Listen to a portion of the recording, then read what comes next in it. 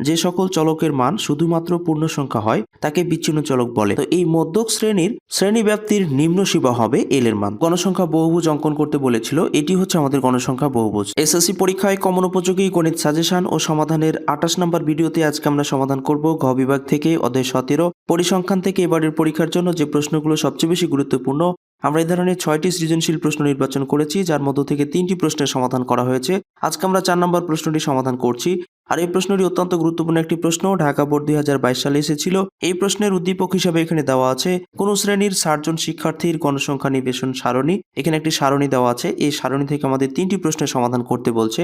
ক নম্বরে বলছে বিচ্ছিন্ন ও অবিচ্ছিন্ন চলক কাকে বলে। খ নম্বরে মধ্যক নির্ণয় করো। ক নম্বরে প্রদত্ত উপাত্তের গণসংখ্যা বহুভুজ আঁকো। তো চলো কথা না বাড়িয়ে সরাসরি আমরা ক নম্বর প্রশ্নের সংজ্ঞাটা দিয়েই বাকি প্রশ্নগুলো সমাধান করি। ক নম্বর প্রশ্নে বলেছে বিচ্ছিন্ন চলক ও অবিচ্ছিন্ন চলক কাকে বলে। তো এই প্রশ্নের আলোকে আমরা লিখব বিচ্ছিন্ন চলক যে সকল চলকের মান শুধুমাত্র পূর্ণ সংখ্যা হয় তাকে বিচ্ছিন্ন চলক বলে, যেমন জনসংখ্যামূলক উপাত্তের চলক। বিচ্ছিন্ন চলক কখনোই ভগ্নাংশ সংখ্যা হবে না, সবসময় পূর্ণ সংখ্যা হবে, তাই আমরা জনসংখ্যামূলক উপাত্তের চলক একটা উদাহরণ হিসাবে ব্যবহার করতে পারি। এরপরে অবিচ্ছিন্ন চলক যে সকল চলকের মান যে কোনো বাস্তব মান হতে পারে সে সকল অবিচ্ছিন্ন চলক, যেমন বয়স, উচ্চতা, ওজন, তাপমাত্রা ইত্যাদি। এগুলো হচ্ছে অবিচ্ছিন্ন চলক। অবিচ্ছিন্ন চলক ভগ্নাংশ হতে পারে, দশমিক সংখ্যাও হতে পারে। এভাবে দুটি সংখ্যা লিখে দিতে পারলেই তোমরা 2টি মার্ক পেয়ে যাবে। এরপরে আমরা এখন খ নম্বর প্রশ্নটি সমাধান করব। খ নম্বর প্রশ্নে মধ্যক নির্ণয় করতে বলেছে আর উদ্দীপকে আমাদের একটি সারণী দেওয়া আছে। মধ্যক নির্ণয় করার জন্য উদ্দীপকের সারণী থেকে প্রথমে একটি ক্রমযোজিত গণসংখ্যা সারণী তৈরি করতে হবে। চলো প্রথমে আমরা সারণীটি তৈরি করি, এরপরে মধ্যক নির্ণয় করব। খ নম্বর প্রশ্নে মধ্যক নির্ণয় করতে বলেছিল আর উদ্দীপকের সারণী থেকে আমরা এখানে একটি মধ্যক নির্ণয়ের সারণী তৈরি করেছি। এভাবে শিরোনাম দিব মধ্যক নির্ণয়ের প্রয়োজনীয় সারণী। আমরা এখানে ক্রমযোজিত সারণীটি তৈরি করব। আর ক্রমযোজিত সারণী তৈরি করতে 3টি অপশন লাগে, শ্রেণীব্যাপ্তি, গণসংখ্যা আর ক্রমযোজিত গণসংখ্যা। আর আমাদের শ্রেণীব্যাপ্তির মানগুলো উদ্দীপকের সারণীতে দেওয়া ছিল, গণসংখ্যার মানগুলো উদ্দীপকের সারণীতে দেওয়া ছিল। এখন আমরা ক্রমযোজিত গণসংখ্যার সারণীটি কিভাবে ফিল আপ করবো সেইটাই আমরা দেখব। ক্রমযোজিত সারণীর অপশনটি ফিল আপ করতে প্রথমে আমরা গণসংখ্যা যেটা আছে ঠিক এইটাই প্রথমে লিখে দিব।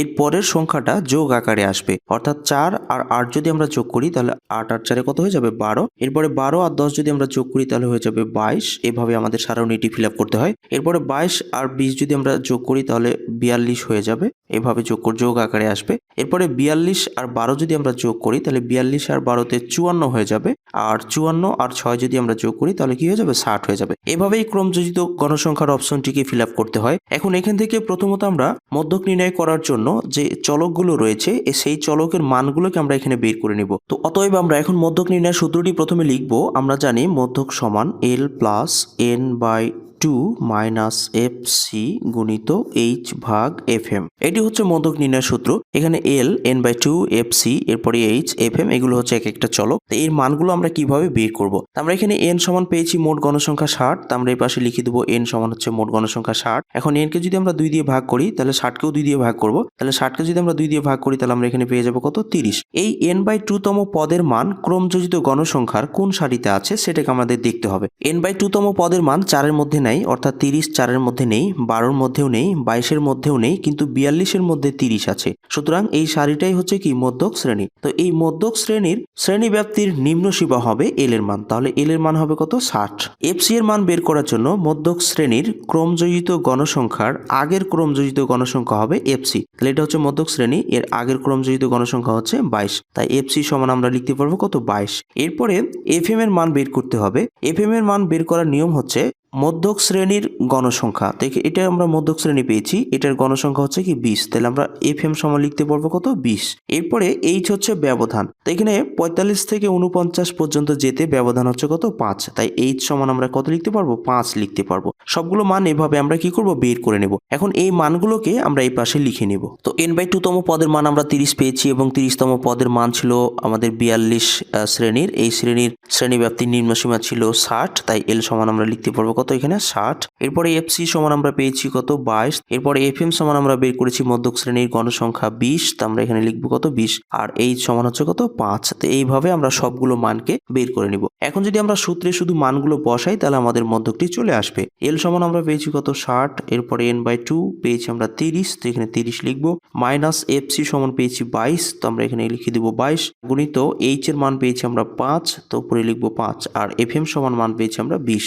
এখন 60 60 আছে থাক, এরপরে প্লাস 30 থেকে যদি আমরা 22 বাদ দেই তাহলে থাকছে কত 8, এরপরে উপরে আছে 5 আর নিচে আছে 20।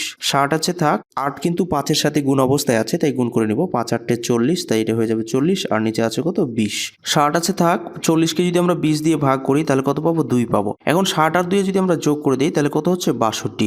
এটাই হলো আমাদের আনসার। এরপরে আমরা এখন গ নম্বর প্রশ্নটি সমাধান করব। গ নম্বর প্রশ্নে প্রদত্ত উপাত্তের গণসংখ্যা বহুভুজ আঁকতে বলেছে আর উদ্দীপকে আমাদের যে সারণী দেওয়া আছে এই সারণী থেকে গণসংখ্যা বহুভুজ অঙ্কনের জন্য প্রথমে আমরা একটি মধ্যমানের সারণী তৈরি করে নিব আর সেই সারণী থেকেই আমরা গণসংখ্যা বহুভুজটি অঙ্কন করব। চলো শুরু করা যাক। গ নম্বর প্রশ্নে প্রদত্ত উপাত্তের গণসংখ্যা বহুভুজ অঙ্কন করতে প্রথমে আমরা গণসংখ্যা বহুভুজ অঙ্কনের প্রয়োজনীয় একটি সারণী তৈরি করব। সেই সারণীতে 3টি অপশন থাকবে, শ্রেণীব্যাপ্তি, মধ্যমান এবং গণসংখ্যা। তো শ্রেণীব্যাপ্তির মানগুলো উদ্দীপকেই আমাদের দেওয়া ছিল, গণসংখ্যার মানগুলো উদ্দীপকে দেওয়া ছিল। মধ্যমান বের করার নিয়মটি আমি এখন দেখাচ্ছি।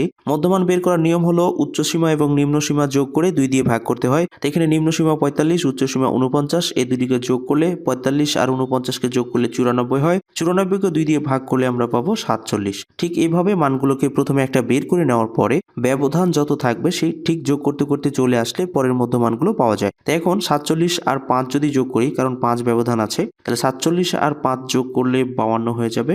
52 আর 5 যোগ করে নিলে 57 হয়ে যাবে। 57 আর 5 যদি আমরা যোগ করি তাহলে হয়ে যাবে 62। 62 আর 5 যোগ করে নিলে হয়ে যাবে 67। 67 আর 5 যদি আমরা যোগ করি তাহলে হয়ে যাবে 72। এইভাবে আমরা মধ্যমানগুলো বের করে থাকি। খুবই সহজ একটি পদ্ধতি। প্রথমে একটা বের করে নেওয়ার পরে মধ্যমানের সাথে ব্যবধানটা যোগ করলে পরের মধ্যমানটা চলে আসে। এখন আমরা গ্রাফ পেপারে মানগুলোকে বসানোর পূর্বে ঠিক নির্দেশনামূলক এইভাবে কথাটি লিখে নিব। ছক কাগজের এক অক্ষ বরাবর শ্রেণী মধ্যমান এবং অয় অক্ষ বরাবর গণসংখ্যা ধরে প্রতি ক্ষেত্রেই ক্ষুদ্রতম বর্গের 1 = 1 ঘর ধরে গণসংখ্যা বহুভুজ আঁকা হলো। এই কথাটি লিখে দিয়েই আমরা কিন্তু এই এক অক্ষ বরাবর মধ্যমানগুলো বসাবো এবং অয় অক্ষ বরাবর গণসংখ্যাগুলো বসাবো 1 = 1 ঘর। তো চলো শুরু করা যাক।